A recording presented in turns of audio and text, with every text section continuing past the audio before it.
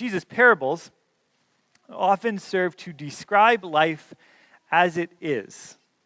They are explanations of why things are the way they are here, today, on earth. And that was true of last week's parable of the sower. It is true of this week's parable, also about a sower, but it's called the parable of the wheat and the weeds. Jesus begins here, he says, the kingdom of heaven may be compared to someone who sowed good seed in his field. Now, by kingdom of heaven, Jesus does not mean the eternal habitations in the direct presence of God, what we would call heaven, but he means to say this is what it's like to live under the rule of God on earth. If you're going to live as a citizen in God's kingdom in this life, well then here, this is what it's going to feel like. It's like a field with good seed. So far, so good. Imagine like a verdant image of some like Windows 95 wallpaper, that kind of thing. But then immediately the problem arises. While everybody was asleep, an enemy came and sowed weeds among the wheat and then went away. This is not so good. The enemy, the devil, as Jesus will identify him in the explanation, is sneaky. The devil does not always act in ways that we can see. He's going for effect, not for credit. Even the householder slaves, when they discover the problem, they seem to kind of assume or imagine that maybe something was wrong with the seed or the householder did something wrong. They come to him and they say, Master, did you not sow good seed in your field? Like, did you use the cheap stuff? Where then did the weeds come from? The devil loves for us to attribute evil in the world to mix-ups or mistakes or to assume that we did something wrong. If the devil can sow evil or destruction in your life and make you think that it's an accident or even worse, your own fault, then what a victory he has won. He's accomplished his goal without taking any of the blame. It's brilliant. In the parable, though, the householder realizes what's going on.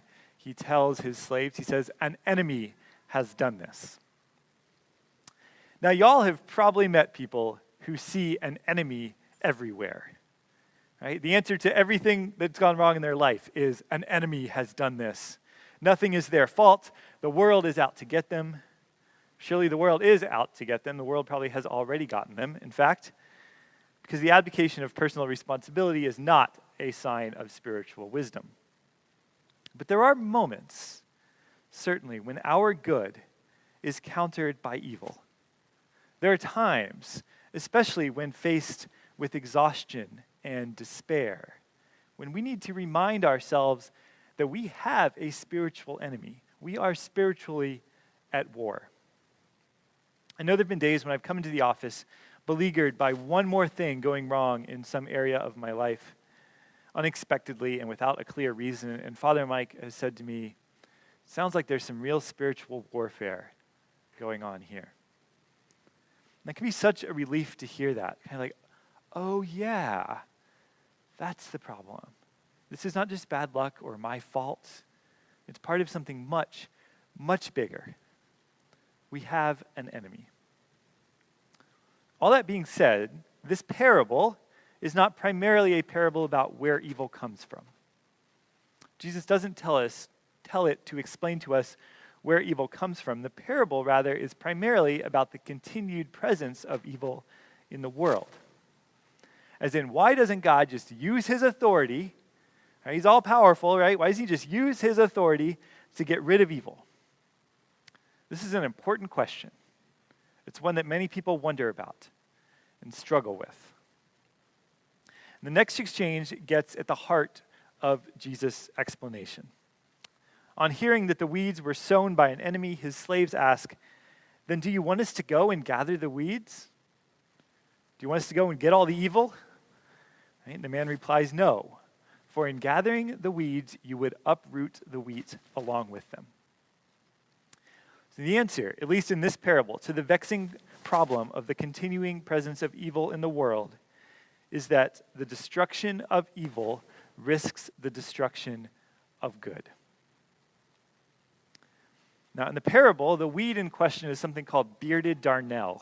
It's a weed that looks a good bit like wheat, particularly in its immature stages. And so it can be hard to tell the difference between the two.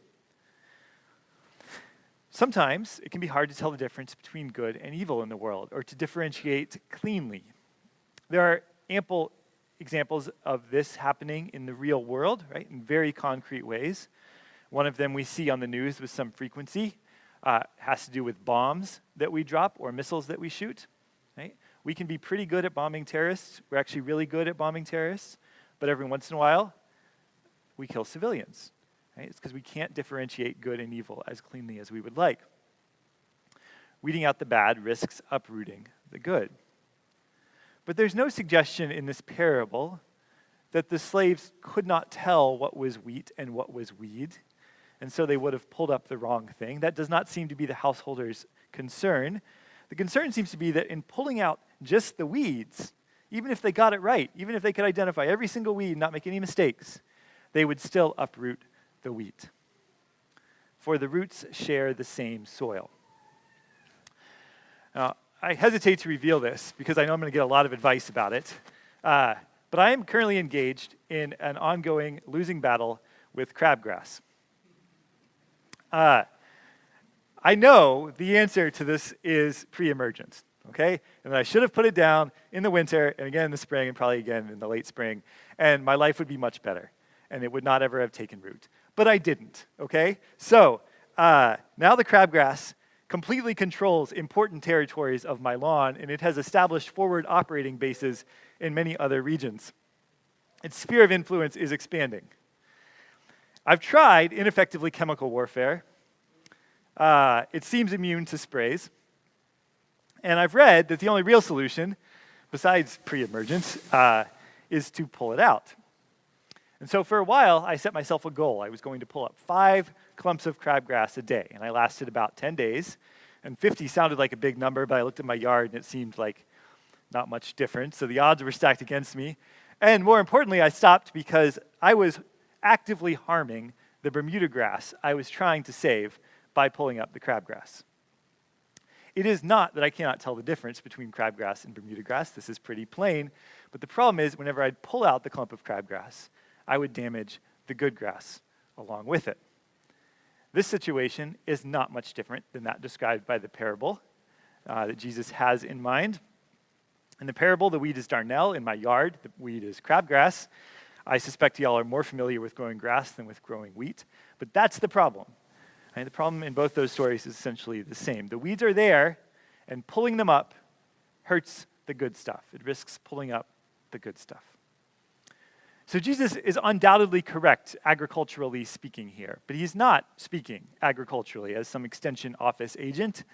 He's using the parable to teach a spiritual truth, and that spiritual truth is the destruction of evil risks destroying the good, because good and evil share the same soil. We share life in the same world.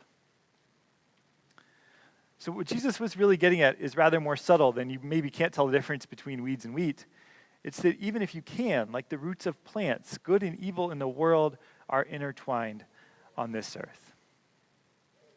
Good and evil, we depend on one another. And this is true economically, for example. Disentangling ourselves from the immensely complicated economic web that leads to child labor producing goods that end up on our store shelves, for example, is nearly impossible. We barely even understand how all that works. We know it does. The precious rings that adorn our fingers as a sign of our love for one another, right? And what could be more good than our love for one another? Those stones often have sordid pasts filled with evil people. Good and evil, we love the same things, like music, or our country, or the Dallas Cowboys. I'm pretty sure you can be a Cowboys fan and be wheat in the world. But I am also sure that you will be cheering on some weeds. Good and evil, we often love the same people. We share families and we share friends. We are a species that somehow finds itself deeply mourning the loss of parents who abused us. Or we end up codependent on people who are possessed by addiction. Maybe you read this week about the former dean of USC's medical school. His name's Dr. Carmen Pulafito. Apparently at age 65, as dean of the medical school, he spent a good chunk of his time smoking meth, snorting heroin, and hanging out with a 21-year-old prostitute as his constant companion. That sounds like a weed. But he's also a very highly regarded eye doctor who helped develop a technique called optical coherence tomography that is heavily used by ophthalmologists and optometrists to help people continue to see. Most of us have probably had it done to our eyes, actually.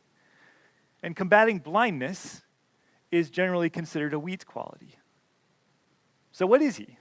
Wheat or weed?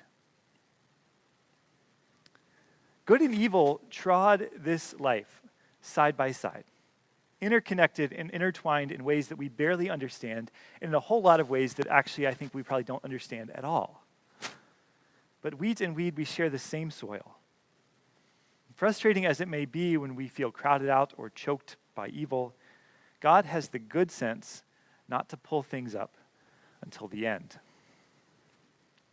Now, I said at the outset that these parables are descriptions of the way things are right now.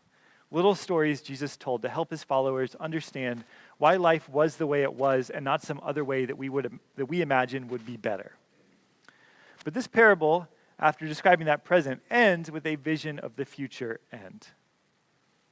It points beyond the present to what is to come. The promise of the householder in the parable and then of Jesus in the explanation is that all this will get sorted out. At the harvest time, the weeds will get separated, the wheat will be gathered into the barn, and the righteous will shine like the sun in the kingdom of the Father. In the passage that Sid read for us this morning from Paul's letter to the Romans, Paul writes in a similar vein. He says, I consider that the sufferings of this present time, the weeds that I'm stuck living with, the sufferings of this present time are not worth comparing to the glory about to be revealed to us. I think it's important that both Paul and the parable point at this hope. This sort of hope, the hope that this will all get sorted out, is hope that enables the present to be lived the way it is. Right? The sort of hope that enables the present is the hope described by the parable.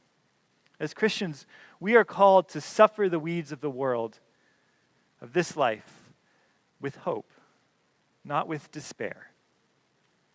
But having that hope requires a vision of the future that is not like the present, that is different than the present. We have to see in faith what we cannot see with our eyes in the world today. And that's that though they're a part of this life, the bread of heaven is not going to be made of weeds. Amen.